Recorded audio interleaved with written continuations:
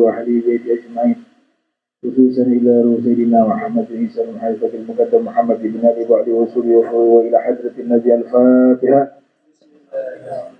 الحمد لله رب العالمين الرحمن الرحيم مالك يوم الدين إياك نعبد وإياك نستعين اهدنا الصراط المستقيم صراط الذين أنعمت عليهم غير المغضوب عليهم ولا الضالين آمين. Assalamualaikum warahmatullahi wabarakatuh. Alhamdulillahi rabbil alamin. Allahumma salli wa sallim ala sayyidina Muhammadin wa ala alihi wa sahbihi ajma'in, amma ba'du. Subhanaka la ilma lana illa ma 'allamtana innaka antal alimul hakim. Rabbi ishrah li sadri wa yassir li amri wahlul 'uqdatam min lisani yafqahu qawli wa saddid lisani wahdi qalbi bihaqqi sayyidina Muhammadin sallallahu alaihi wa alihi wa sallam. Ya man huwa fi 'uluwihi kain, ya man huwa fi fi'li hamid, ya man huwa fi majdi matin. Allahumma akrimna bi nuril fahmi wa akhrijna min zulumatil wahmi warzuqna fahman nabiyyin wa hifdzal mursalin wa ilhama malaikatil muqarrabin. Rabbana zidna ilman wa fahma wa aqla ya akramul akramin bihaqqi sayyidina Muhammadin khatamin nabiyyin wa ala alihi wa sahbihi ajmain, amma ba'd. Yang saya muliakan keluarga besar Ibu Nini Bopeng beserta seluruh sesepuh, ibu-ibu yang saya muliakan hormati, alhamdulillah, insyaallah kami bacakan kitab Syarah Maulid Ad-Dibai. Syarah itu artinya penjelasan. Ini kitab menjelaskan tentang isi dari Maulid Ad-Dibai karya Syekh Abdurrahman Ad-Dibai. Ditulis oleh Profesor Dr. Said Muhammad bin Ali Al-Malik Al-Hasan Al-Idrisi. Jadi Maulid Ad-Dibai ini isinya adalah ringkasan sirah nabawiyah, ringkasan biografi kehidupan Nabi sallallahu alaihi wasallam. Nah, diawali di sini tentu dengan lafaz basmalah, kemudian mengutip surat Al-Fath, Inna fatahna laka fatham mubina.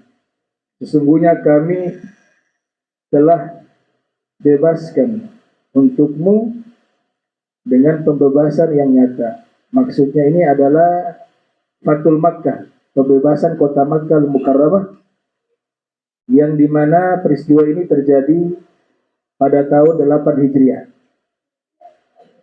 Kemudian dilanjutkan dengan firman Allah, liyaghfira lakallahu ma taqaddama min dzambika wa ma ta'akhkhar wa yutimma ni'matahu 'alaika wa yahdiyaka siratan mustaqima. Dan agar Allah mengampuni bagimu dosa-dosa yang lalu dan dosa-dosa yang akan datang. Di sini bukan berarti Nabi memiliki dosa kemudian Allah ampuni, tidak. Nabi kita sallallahu alaihi wasallam dan semua para nabi, mereka tidak memiliki sedikit pun dari dosa, maksum. Tapi ini penegasan dari Allah bahwa Rasul sallallahu alaihi wasallam adalah manusia yang sangat suci dan bersih. Sekalipun dosanya tidak ada, tapi Allah sudah nyatakan bahwa semuanya sudah dihapus oleh Allah dari seluruh dosa-dosanya Rasul Muhammad sallallahu alaihi wasallam. Ya, artinya penegasan bahwa Nabi itu tidak memiliki dosa, tidak memiliki kesalahan. Demikian juga seluruh para anbiya dan para rasul. Kemudian dilanjutkan di sini, dan Dia sempurnakan nikmat-Nya kepadamu wahai Nabi Muhammad, dan Dia Allah memberikan engkau petunjuk ke jalan yang lurus, siratan mustaqimah. Jalan yang lurus yang dimaksud di sini adalah dinul haq, agama yang benar, agama Islam. Jadi bahasa kiasan, majas. Ya, sama seperti halnya di surat Al-Fatihah, ihdinas siratal mustaqim. Tunjukkanlah kami ke jalan yang lurus. Makna jalan yang lurus bahasa kiasan, majas, bukan hakiki. Dan gak ada hubungan dengan jembatan sirat di yaumil qiyamah. Itu di ayat yang berbeda. Yang dimaksud jalan yang lurus di sini adalah agama Islam. Agama Islam disebut sebagai as-sirat al-mustaqim, jalan yang lurus. Laqad ja'akum rasulun min anfusikum azizun 'alaihi ma 'anittum harisun 'alaikum bil mu'minina raufur rahim. Sungguh telah datang kepada kalian seorang rasul, yaitu Nabi sallallahu alaihi wasallam. Kalian di sini khitabnya kepada penduduk Makkah di zaman itu. Bahwa Nabi datang kepada kalian min anfusikum, dari bagian kalian. Artinya dari suku yang sama dengan kalian, itu suku Quraisy. Tafsiran kedua bahwa Nabi adalah golongan manusia. Tafsiran ketiga, qiraahnya mengatakan, ada qiraah yang berbeda, min anfasikum, yaitu Nabi datang kepada kalian dari golongan orang yang paling mulia di antara kalian. Jadi ada dua qiraah. Ada qiraah pertama membaca min anfusikum, ada yang kedua min anfasikum. Kalau anfasikum paling mulia. Azizun 'alaihi ma 'anittum, terasa berat sesuatu yang menimpa kalian dari hal-hal yang tidak menyenangkan dari umatnya. Itu Nabi merasakan hal yang menyedihkan di hatinya. Walaupun itu dijelaskan oleh para ulama menginjak duri. Ada seorang umat, satu orang dari umat Rasul SAW, dia menginjak duri, dia merasakan sakit karena menginjak duri. Dikatakan oleh para ulama, Rasulullah SAW juga merasakan rasa sakit itu. Artinya apa? Merasakan kesedihan, hal-hal yang tidak menyenangkan yang menimpa umatnya, beliau juga merasakan kesedihan yang sama. Karena begitu sayangnya beliau kepada umatnya, sallallahu alaihi wa alihi wa barak wasallam. Harisun alaikum bil mu'minina raufur rahim, dan sangat menginginkan kalian selamat. Nabi itu punya keinginan, cita-cita tertinggi, ingin seluruh manusia masuk surga. Manusia tidak mengenal dia agama apa, cita-citanya Rasul ingin semua manusia, semua makhluk masuk ke dalam surga.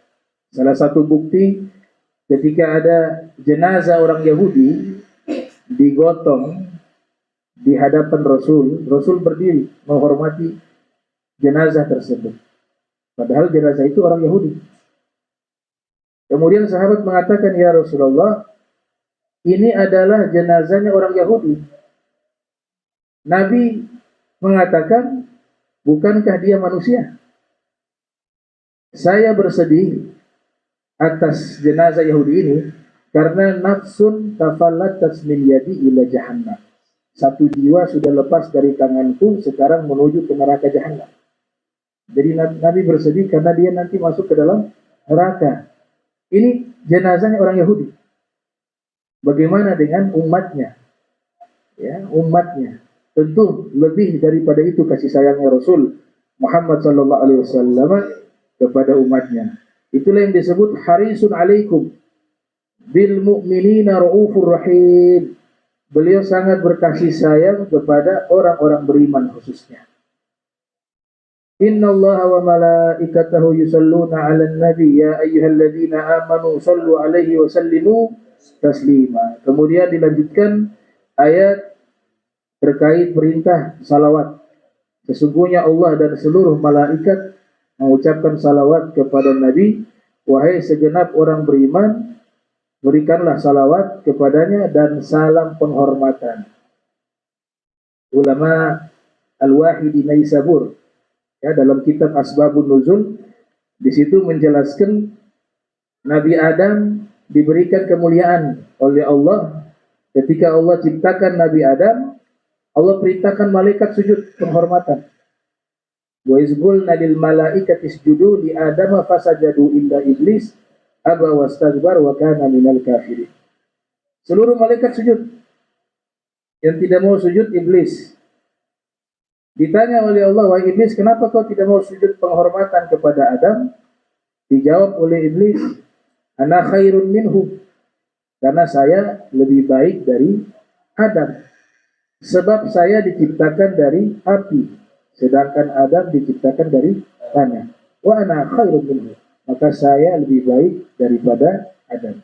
Nah, Imam Ja'far Shadiq ibn Muhammad al-Baqir ibn Ali bin Abidin bin Husain ibn Ali bin Abi Thalib, beliau mengatakan orang pertama atau makhluk pertama yang suka membanding-bandingkan sesuatu itu iblis. Jadi membandingkan sesuatu dengan dirinya itu yang pertama kali yang melakukan iblis. Dan ini adalah dosa pertama yang dilakukan oleh iblis, yaitu al-kibir, kesombongan. Nah, sehingga ciri-ciri orang sombong itu dan sombong ini termasuk dosa yang sangat besar, karena dosa ini dibuat oleh iblis.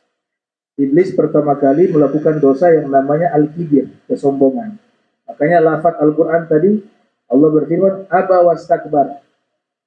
Kenapa dia tidak mau taat kepada Allah? Aba wastakbar, karena dia sombong. Sederhana sekali, kesombongan menghalangi seorang hamba dengan Allah. Jadi hijab. Nah, kesombongan ini selalu menggunakan kata ana. Ana. Kalau kata ana itu dalam bahasa Arab anania, egoisme.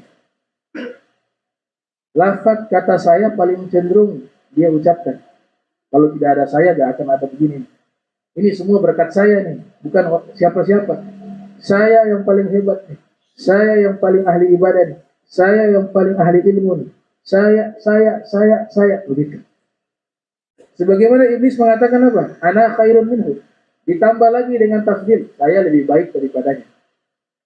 Saya lebih pintar daripadanya. Saya lebih kaya daripadanya. Saya lebih hebat daripadanya. Nah, ini harus dihindari kata saya.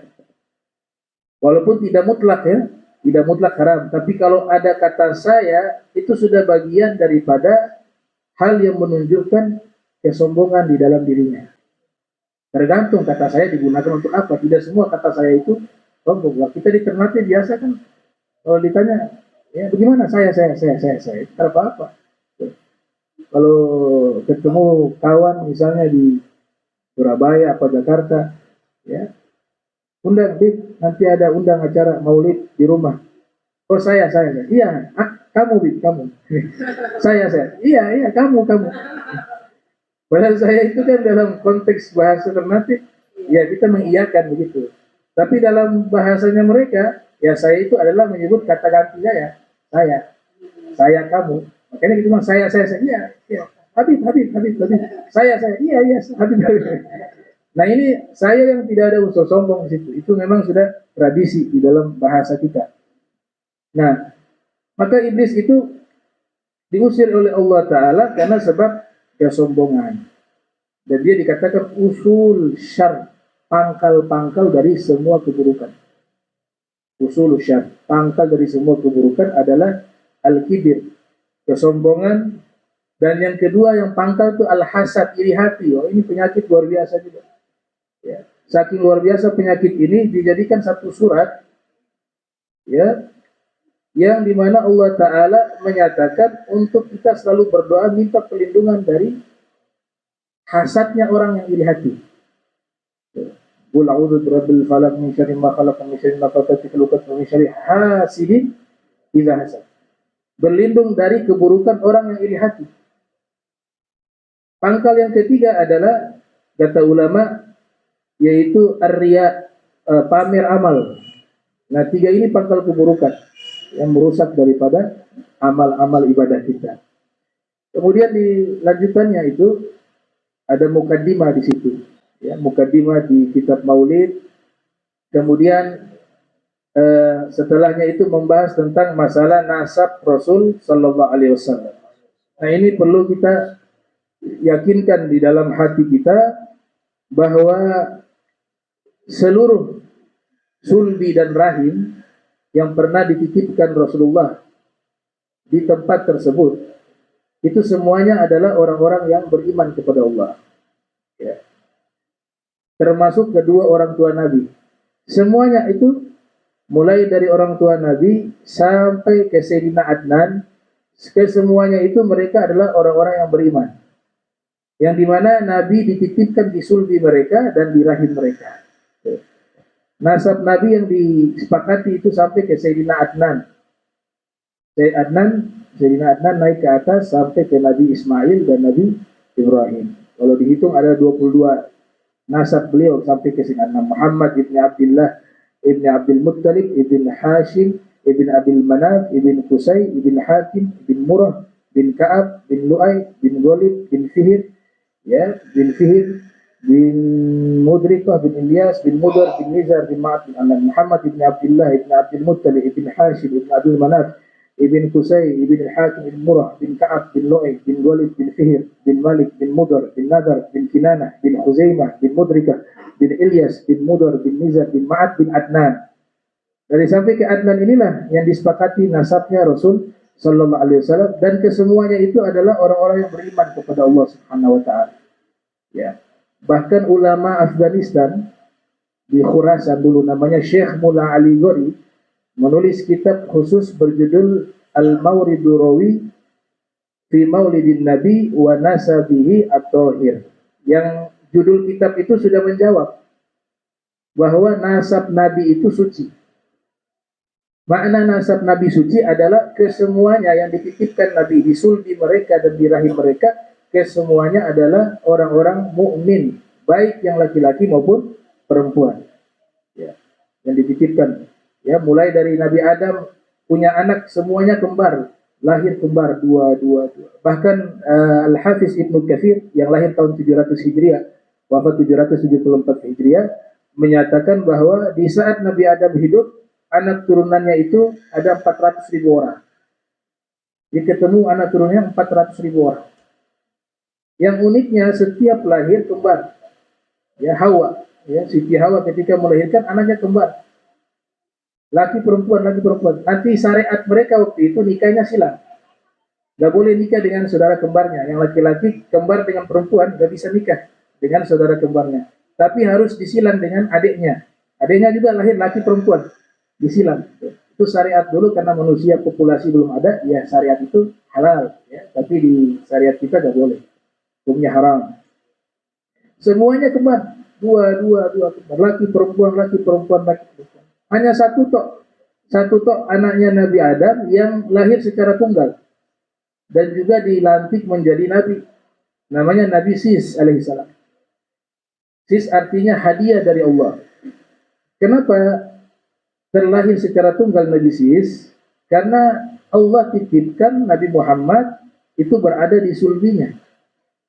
Dan kemuliaan Nabi Muhammad kemuliaan yang tunggal, tidak bisa dibagi-bagi. Makanya sengaja tuh Allah Ta'ala mengatur lahirnya Nabi Sis secara tunggal untuk menunjukkan bahwa Rasul Sallallahu Alaihi Wasallam adalah manusia yang kemuliaannya tunggal. Tidak ada yang bisa menandinginya. Nah, ini sesuai dengan apa yang disampaikan oleh Imam Busiri di dalam syairnya, fahuwa alladzi tamma ma'nahu wa suratuhu summa astafahu habiban bari'un nasami munazzam an syarikin fi mahasinihi fajawharul husni fihi ghairu munqasimi. Ayat Al-Qur'an juga membuktikan bahwa nasab Rasul itu suci. Bahkan di zaman sekarang ini hati-hati kita dapat informasi yang menyatakan kedua orang tua Nabi itu adalah orang yang kafir. Naudzubillah min dzalik. Ini jangan dipercaya, jangan diyakini, dan jangan disebarkan. Menjadi satu dosa yang sangat besar karena sudah memfitnah kedua orang tua Nabi sallallahu alaihi wasallam. Al-Imam Suyuti menulis kitab khusus yang di dalam kitab tersebut Al-Imam Suyuti yang lahir tahun 849 Hijriah, wafat 911 Hijriah, dengan menjelaskan dalil-dalil, penjelasan-penjelasan yang sangat kuat dan valid terkait Islamnya, mukminnya, ayah dan ibundanya Nabi Sallallahu Alaihi Wasallam. Ada 4 kitab, 5 kitab beliau menulis secara khusus terkait masalah tersebut. Salah satunya berjudul Masalikul Hunafa fi Walidayil Mustafa, yang isinya membela kedua orang tua Nabi atas tuduhan-tuduhan yang menyatakan kedua orang tua Nabi meninggal tidak dalam keadaan mukmin dan mukminah atau dalam keadaan kafir. Naudzubillah min dzalik. Di surat Asy-Syu'ara Asy-Syu'ara, Allah Ta'ala berfirman, wa taqallubaka fi sajidin. Engkau berpindah-pindah dari sulbi-sulbi orang yang sujud kepada Allah. Ayat ini ditafsiri oleh Ibn Abbas, dan ini saya dapati di beberapa kitab tafsir ya, seperti di dalam tafsir Abu Ja'far At-Tabari yang lahir tahun 224 Hijriah, wafat 310 Hijriah, dan juga di dalam riwayat yang dinukilkan oleh Ibnu Asakir yang lahir 499 Hijriah, wafat 571 Hijriah. Ibnu Abbas mengatakan min nabiyyin ila nabiyyin hatta min nabiyyin ila nabiyyin hatta ukhrijtu nabiyya, bahwa nabi terlahir dari sulbi para nabi ke para nabi, walaupun tidak semua ya, tapi kebanyakan nabi itu Allah titipkan di sulbi-sulbi para nabi, sampai saya Nabi Muhammad dilahirkan menjadi seorang nabi. Di dalam riwayat yang lainnya dinukilkan oleh Abu Nuaim Al-Asbahani yang lahir tahun 336 Hijriah, wafat 430 Hijriah, di dalam kitab Dalailun Nubuwah, Rasul sallallahu alaihi wasallam dengan tegas menyatakan lam yaltaki abawai fi sifah. Kedua orang tua saya tidak pernah melakukan perzinahan. Mereka menikah secara Islam dalam kata riwayat. Illa nikah al-Islam. Lam yazal Allah yunaqqiluni min aslabin thayyibah ila arhamin tahirah.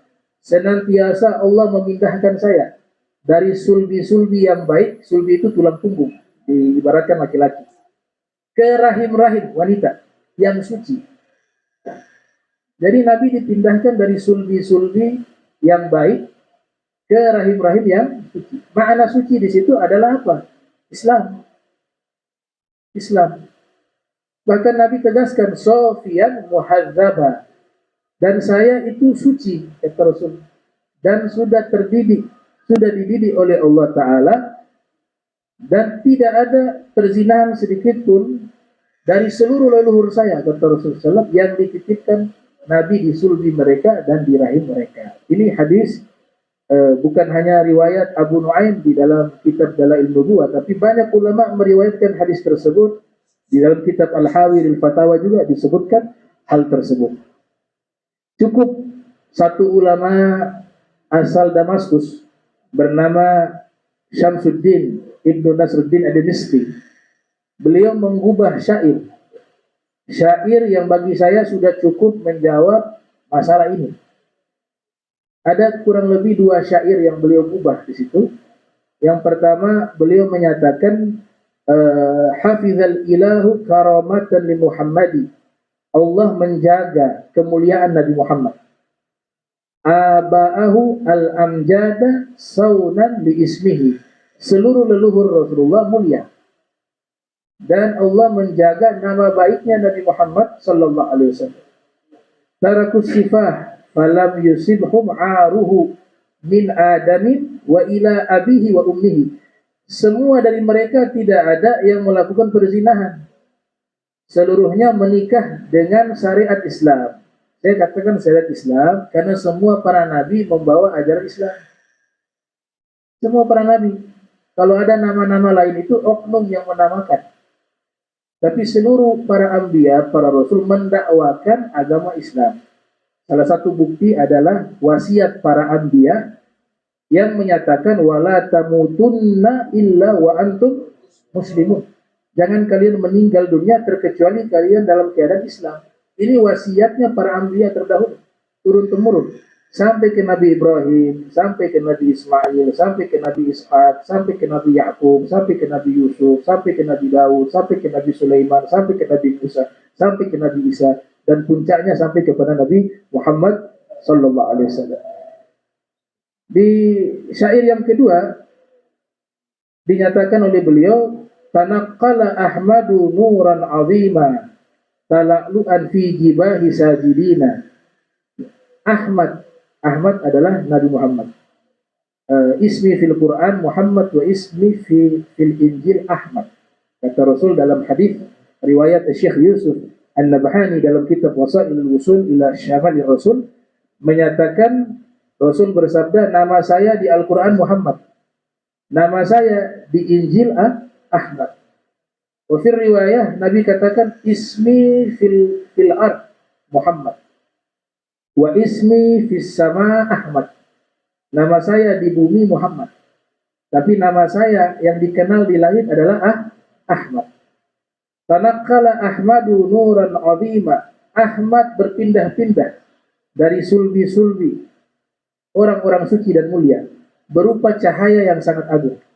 Tala'lu'an fi jibahi sajidina, dan cahaya itu nampak di wajah orang-orang yang sujud kepada Allah Subhanahu wa taala. Taqallaba fihim qarnan fa qarna. Beliau berpindah-pindah dari setiap generasi ke generasi, setiap masa ke masa. Berpindah-pindah dari sulbi mereka. Ila anja'a khairul mursalina, hingga beliau lahir menjadi sebaik-baiknya Rasul. Jadi beliau ini pilihan dari seluruh yang terpilih. Yang dipilih oleh Allah bukan hanya beliau sebagai pemimpin para anbiya, para rasul, tapi nasab beliau juga dipilih oleh Allah Subhanahu wa taala. Tidak ada satupun dari leluhur Rasul yang dititipkan Rasul, ya, di sulbi mereka yang mereka itu menyembah berhala. Karena memang ada beberapa buku sudah memvonis, ya, padahal riwayat ini riwayat palsu. Misalnya mereka mengatakan, Al-Imamul Baihaqi menyatakan bahwa kakek Nabi Abdul Muttalib pernah menyembah berhala. Disebutkan namanya Imam Baihaqi yang menyebutkan, dan disebut nama kitab. Ketika kita buat penelitian, ternyata di kitab tersebut tidak ada satupun pernyataan Al-Imam Baihaqi terkait hal tersebut. Berarti sudah dipalsukan pendapatnya Al-Imam Al-Baihaqi. Tujuannya untuk merusak kehormatan Nabi Sallallahu Alaihi Wasallam. Bahkan ada satu kitab, ya, satu kitab khusus membahas biografi leluhur Rasul sampai ke Sayyidina Adnan. Satu persatu dibahas. Semuanya orang-orang soleh. Mereka sebelum agama Islam menurunkan ayat pengharaman minuman keras, ternyata leluhur Nabi itu sudah jauh-jauh hari sudah mengharamkan khamar, sudah mengharamkan perjudian dan seterusnya. Itu nama kitabnya As-Sarhul Mumarrad wal Fakhrul Mu'abbad li Aba'i Sayyidina Muhammad, yang ditulis oleh As-Sayyid Umar bin Alawi Al-Kaf. Jadi luar biasa, ya, dari silsilah nasab Nabi Sallallahu Alaihi Wasallam, mereka adalah orang-orang pilihan, manusia-manusia pilihan. Bahkan air minum saja, air minum Nabi Allah pilih, air Zam-Zam. Air Zam-Zam ini disebutkan bahwa khairul ma'ala wajil ardi, sebaik-baiknya air di atas bumi ini adalah ma'u Zamzam, air Zam-Zam. Tapi ada air yang lebih hebat dari air Zam-Zam, air yang pernah keluar dari jari jemari Rasul SAW. Mukjizat, di mana sahabat minum dari air tersebut. Ada yang menggunakan wudhu, ada yang menggunakan untuk mencuci wajahnya. Bahkan jumlah sahabat waktu itu sekitar 9.000 lebih. Nabi meminta satu wadah yang isinya air, airnya sisa sedikit. Kemudian Nabi letakkan tangan di atas wadah tersebut, air mengucur dari jari-jarinya. Sayyidina Anas bin Malik mengatakan, saya melihat air itu keluar di sela-sela jari jemari Rasul sallallahu alaihi wasallam. Nah, ulama mengatakan air itulah yang paling afdol, melebihi air Zam-Zam. Cuma masalahnya air itu sudah selesai di masa Nabi, karena mukjizatnya terkait dengan adanya Nabi Muhammad SAW. Tapi air Zam-Zam masih ada sampai saat ini. Dan seburuk-buruknya air di Birhud. Wa syarrul ma' ala wajil ardi di Birhud bi qubbati bi Hadramaut. Hadis riwayat Imam At-Tabrani yang lahir tahun 260 Hijriah, wafat 360 Hijriah. Yang dimana Nabi katakan seburuk-buruknya air di muka bumi ini adalah di Birhud. Birhud itu ada di Hadramaut. Ada satu sumur, itu airnya baunya tidak enak. Dan di dalam penjelasan para ulama, Ibn Hajar Al-Haytami dalam kitab beliau Az-Zawazir an Iktirafil Kabair menyebutkan Birhud itu adalah tempat transitnya ruh-ruh orang-orang kafir. Mereka dikumpulkan di situ. Yang sudah mati ini, ruhnya dikumpulkan di situ. dan ruh-ruhnya orang-orang soleh dikumpulkan di sumur Zam-Zam. Ya, dalam satu pendapat Ibn Hajar Al-Haytami radhiyallahu taala anhu. Nah, Rasul SAW, air yang keluar dari tangan beliau dijadikan sebaik-baiknya air. Ya, Imam Subki membuat syair mengatakan afdalul miya ma'un qad naba min baini asabin nabi muttaba yalihi ma'u Zamzam ya fal kautsaru fanil misri thumma baqil anhuri. Sebaik-baiknya air adalah air yang pernah keluar dari jari jemari Nabi Muhammad sallallahu alaihi wasallam. Kemudian air Zam-Zam setelah itu. Kemudian telaga Kautsar, ya. Nanti di akhirat ada telaganya Nabi namanya Al-Kautsar atau Haud. Haudi masiratu syahri, ma'uhu abyad minal laban, wa rihuhu atyab minal misik, wa kizanu kanuzumis sama'. Rasul mengatakan, telagaku panjangnya itu sejauh 1 bulan perjalanan. Airnya lebih putih dari susu, ya. Baunya lebih wangi dari minyak kasturi, dan gelas-gelasnya lebih banyak dari bintang yang ada di langit. Faman syariba, siapa yang meminum seteguk dari air tersebut, maka fala yazma abada, dia tidak akan haus selama-lamanya. Kemudian yang berikut Sungai Nil Mesir, sisanya sungai-sungai yang lain. Nah, itu menunjukkan bahwa segala sesuatu yang terkait dengan Nabi Muhammad SAW itu pasti pilihan Allah. Pasti Allah memilih. Bahkan dikatakan illa kuntu fi khairihima. Kalau ada 2 jalur cabang, la tatasya'abu syu'batani, ada 2 jalur kemuliaan, maka Allah memilih saya yang paling mulia, paling terpilih dari 2 jalan tersebut. Itu sabda Nabi sallallahu alaihi wasallam. Jadi saya tekankan al-i'tiqad, keyakinan bahwa kedua orang tua Nabi khususnya ini adalah orang yang mukmin dan mukminah. Terlepas ada beberapa penafsiran, bukan dalil. Di Al-Quran tidak ada dalil yang menyatakan bahwa kedua orang tua Nabi itu meninggal dalam keadaan tidak beriman, tidak ada. Di dalam hadis pun ada, itu juga perlu ditakwilkan. Dan hadisnya bukan hadis mutawatir. Hadis mutawatir itu wajib kita terima karena diriwayatkan oleh banyak periwayat. Tapi hadis-hadis yang berkaitan dengan orang tua Nabi, khususnya yang membahas hal-hal yang menyatakan wafatnya kedua orang tua Nabi dalam keadaan tidak beriman, itu hadis ahad.